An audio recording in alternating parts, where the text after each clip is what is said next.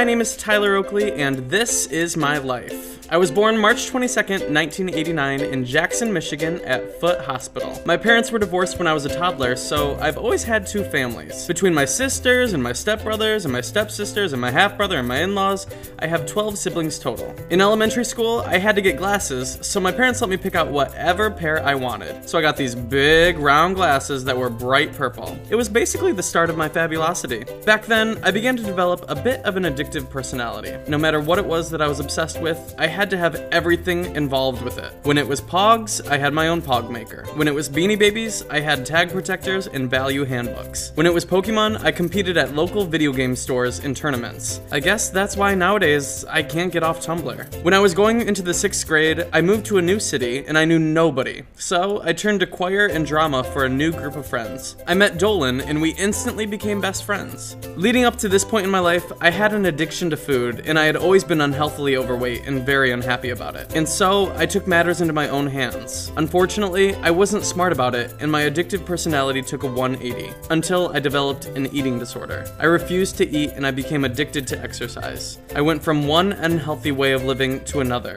And even after losing 30 pounds, I was still unhappy. Luckily, throughout my middle school years, I developed a close relationship with a choir teacher, Miss Borton, and she noticed the fluctuation of my health and happiness. She was always there to talk and was always supportive of me. By the time I reached high school, I was able to overcome my eating disorder, even though sometimes I still do have body image issues. When I was 14, a freshman in high school, I decided to tell everybody the truth about who I was. Although some family was not supportive of me being openly gay, I was lucky enough to have so many friends and family that were, and I knew that nobody, no matter how important society deemed my relationship with them, had the right to denounce me for who I was. So I cut the people who didn't support me out of my life, and I never regretted it for a second. In high school, I got involved in drama club and choir, and I found my people. Dolan and I met Eric, and the three of us became inseparable. My senior year, I joined yearbook and became obsessed with it. In yearbook, I met Rachel, and we couldn't believe that we had never been friends before, and soon she was added to the posse. My high school career came to a close, and I spoke at my commencement ceremony about how all the world's a stage, right before I went off to find my own stage. I went to Michigan State University, where I studied communication with focuses in marketing and social media. Although I was doing my own thing at MSU, I still really missed Rachel, Dolan, and Eric from high school, and I wanted to find a way to keep in touch with them. Somehow, I stumbled upon YouTube, and I saw people talking into cameras. I had just saved enough money to buy a laptop, so I figured, why not give it a try? My first videos, which are now private, were 15 minutes long, talking directly to my three friends and showing them all around my dorm room. I even remember one video getting 100 views, and that freaked me out because I was like, I don't know if I even have 100 friends, so who are these people watching?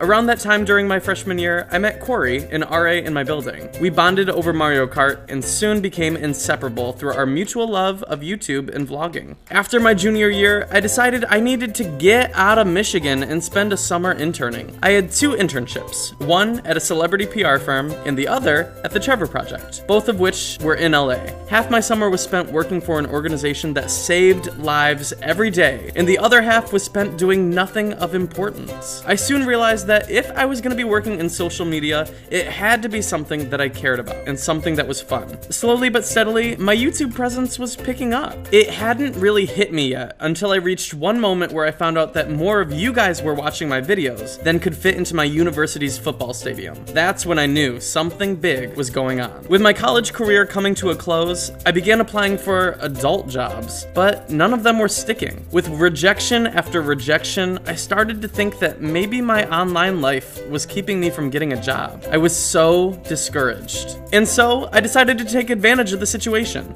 Me and my best friend Corey took a chance. We flew to San Francisco, a place we had both never been to, and we fell in love with the city in just one weekend. And in that weekend, we signed a lease. We flew back home to Michigan, packed our bags, and said goodbye to our families, and headed off to the San Francisco Bay. We lived in the Castro, which is the gay neighborhood in San Francisco, and continued making videos together, and have done everything from a video of him buzzing losing my head to the chicken nugget challenge. I had my own group of friends, a community that embraced who I was, a city full of life with something crazy happening every weekend, but one thing was missing: my career. I had a couple of jobs here and there to help me pay the rent, but nothing that inspired me to wake up every morning loving life. I decided that if I wasn't gonna enjoy my job, I was surely gonna start loving my hobbies. And with that, I went full speed ahead with YouTube. I started making more videos and dedicating more of my time online. Every week, more and more of you guys tuned in, and about a year later, so many of you had found me that I began to think that maybe my life online wasn't keeping me from getting a job. My job was keeping me from my life online. After careful consideration, I decided that if not now,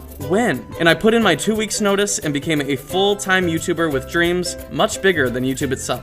Although San Francisco was amazing socially and culturally, not much was going on there when it came to taking my online life to the next level. And with every opportunity that came up, I was spending more and more time traveling to make it happen. I got to the point where I was spending so much time living out of a suitcase that I didn't feel like I had a home anymore. And so, with my U-Haul packed to the brim, I cried while driving alone down the San Francisco Bay Bridge, leaving behind my favorite city and so many of my favorite people. All because I knew that if I wanted my dreams to come true, I had to take the leap and move where it all could happen: Los Angeles. Now, so much is happening, and when I'm not making videos, I'm working on so many projects that I cannot wait for you guys to see. What boggles my mind the most, though, is that as of this week, I have 1 million people who have chosen to push subscribe, who care enough to tune in to see all of my dreams come true. I can't thank you guys enough. My life is only just beginning, and I'm so excited to take y'all along for the ride. So that was my Draw My Life. If you guys loved my Draw My Life, be sure to give it a thumbs up. And I was inspired by Joe's Draw My Life. If you haven't seen it, it was amazing. So I was like, Joe, how do I make that happen? And he hooked me up. Joe, tell everyone about your channel.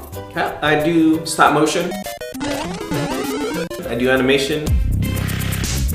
I do music videos. I do a whole bunch of different stuff. You do everything. So if you guys haven't seen him yet, go subscribe. All of his videos are amazing. Every video outdoes the previous one. He is the best. So I think that's all. Do we have anything else? We have Eddie. Eddie can say goodbye. Eddie, what do you think? No licking of the face. No licking of the face, buddy. Eddie, say bye. Later, y'all. Mwah.